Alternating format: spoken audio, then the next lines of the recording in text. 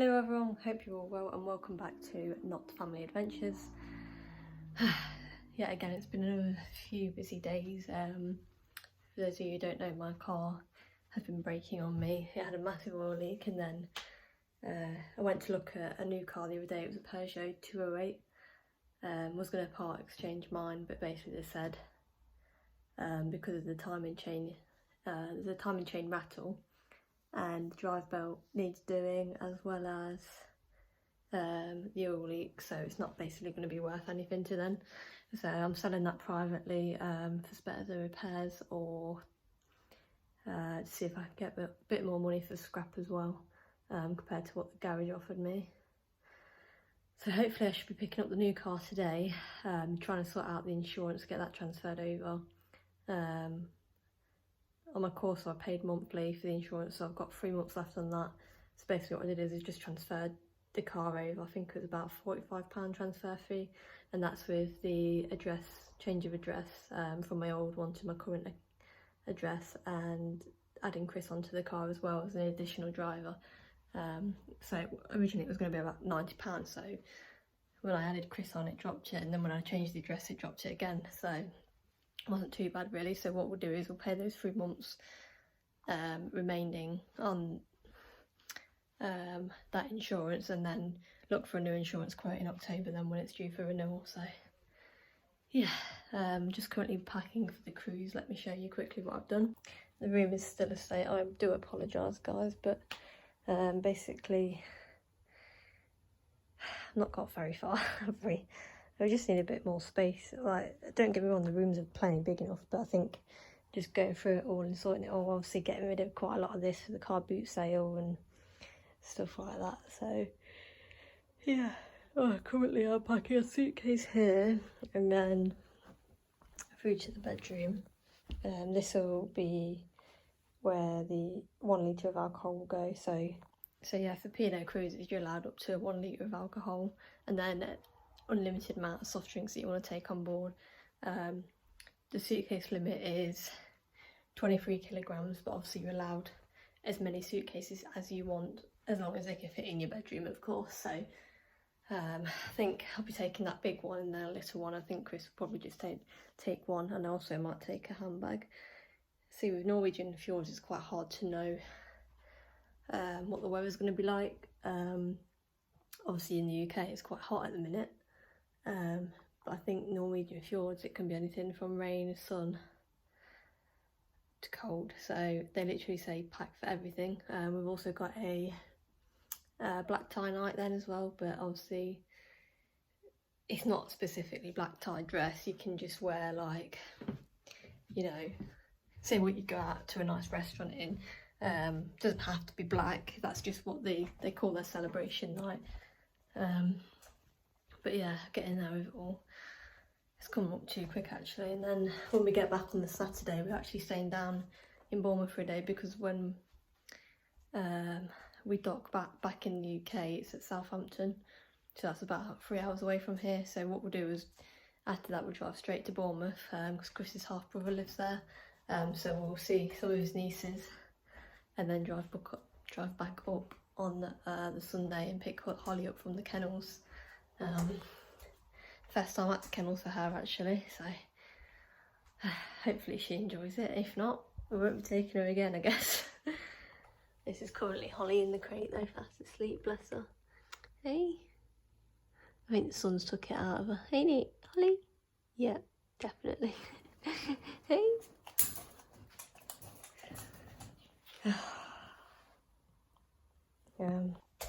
Currently our grass is dying as well, so I've had to buy some more grass seed for our grass. So I laid that earlier, raked it back, shaked it across the lawn and then watered the grass. Just to let you guys know, I will be doing an updated house tour as well. Obviously the place is still a mess, but I'm sure you guys would like to see the difference that we have made to the house from the very first house tour, which was uploaded, I don't know, like 2 weeks ago now. I can't even remember. Excuse the hair as well guys, a bit of a state today. But last day at work tomorrow before the holiday, thank God for that. I'm absolutely shattered. hopefully Chris finishes early enough as well so I can get the car, because they close at 7. And obviously it takes an hour to get here. I can't exactly take my car down to pick up the new car, you know. I guess we'll have to wait and see. But I've transferred the insurance over now, so I'm pretty screwed for tomorrow. I'll just have to ring and say, yeah, not insured on my car, so I can't drive it to work. Unless I can find like one of those things that you just pay for the day or whatever, but I don't really want to have to do that. I had a few offers on the old car, but I'll just wait and see. Some of the offers like stupidly like £200. I was like, I ain't doing that. Just pay for a new battery and aircon, thanks. Probably pick you guys up again once I know what's going on with the new car. See you in a bit. Talk of the devil, Chris has just messaged me now saying he's going to finish after 5. So it won't be till after 6 he gets back, and I'm supposed to be at the garage for 6:30, so it's going to be quite a tight one. I don't know. It's typical when he bloody works. It's been quiet a few days, and then all of a sudden the MD decides to say he wants the portions of these cookie things smaller or something, and the gluten-free taken out, so you know, just chuck that on him.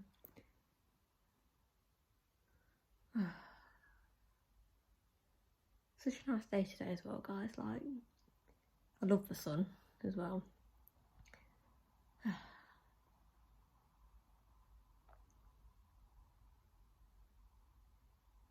So quiet, like you can hardly hear anything.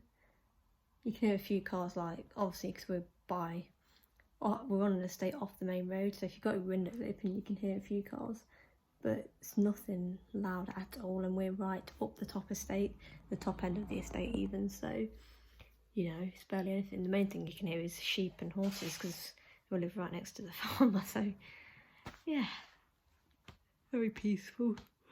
Until we get the kids out there playing, of course. Which I don't blame them, to be honest, because I'd be out there with them. If you like this flower, that was from my sister's wedding. It was her wedding on Saturday. So yeah, that was a lovely, lovely warm day. I was a bridesmaid, so I was in a blue dress, and I had my hair all up and curled and wore makeup, which I never ever do, so you know, probably a shocker to everyone else what I was wearing, but you know, at the end of the day it's my sister's wedding, so it was quite nice to get dressed up actually. It was very hot in that dress, so I ain't gonna lie. Yeah. I didn't even make it to midnight either, because we were drinking at 9:30 in the morning Prosecco, as you do on your wedding day, you know, celebrate, pop open the chambers and stuff. I've got to say the hairdresser and the makeup artist did do a very good job, so well done to them. I can't remember the names, otherwise I would recommend them. But when my friend gets married in November, I think she's using the same makeup artist, so she'll pretty much know from my sister's wedding what how like light and natural I want to go, really, so I shouldn't really have to explain that much again next time, because this time she was like, would you like eyeliner? And I was like, then she was like, do you usually wear lashes? I'm like, no. She's like, okay, I won't give you eyeliner. Yeah, you can tell I'm not very what do you call it, knowing about my makeup, but then again, like I said, I am allergic to quite a lot of makeup. That's why I just don't bother wearing it, because you never know if it's going to make my face itch or not. But hey ho, on Saturday I've got to say it actually did not itch compared to what I thought it was going to, so I don't know what makeup she used. I might have to give her a message and ask her actually. But she had a big case full, as well as the hairdresser, when they come in with those big trolleys that you see in the supermarkets, like those makeup trolleys. Oh my god, I thought, yeah, it was a bit cramped in there with what was there, me,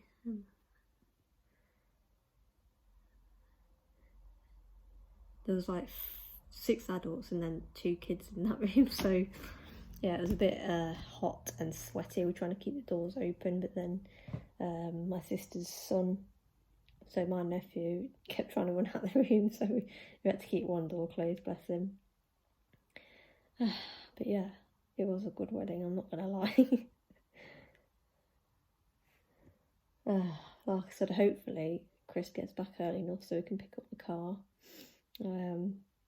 I'll probably pick up the camera again either when I get back in the new car or when I'm in the new car, just so I can show you guys what it looks like.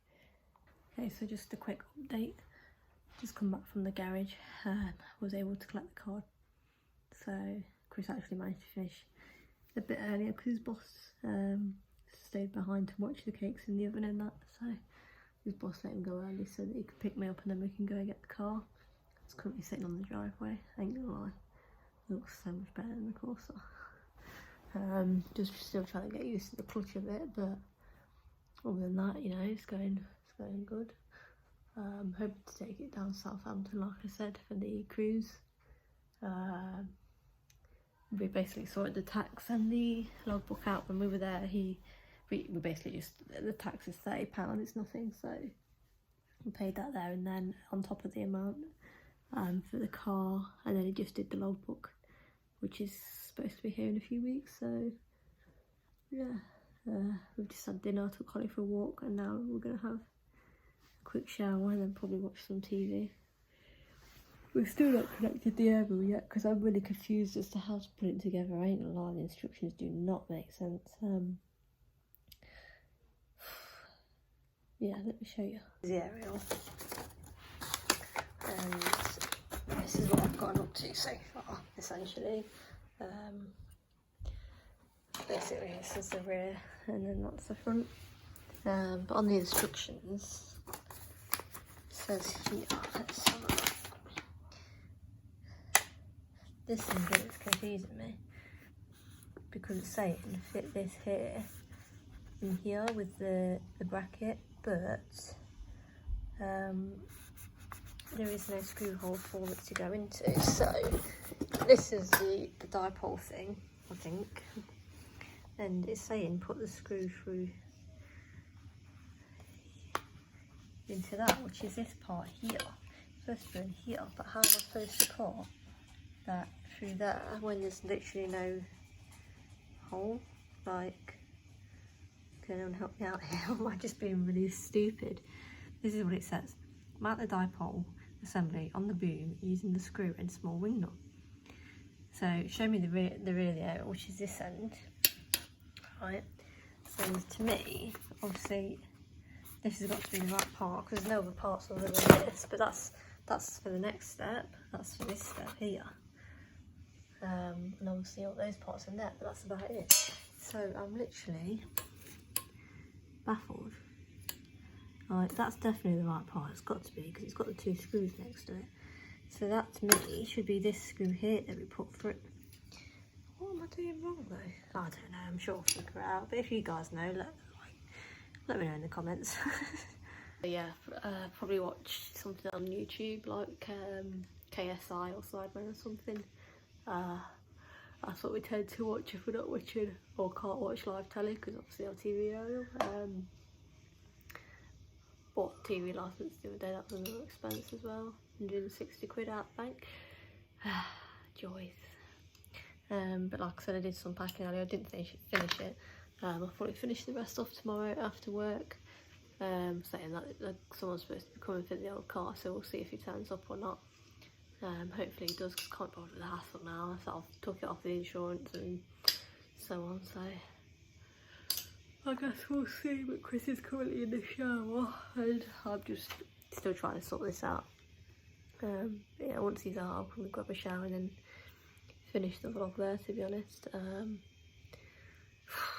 so tired.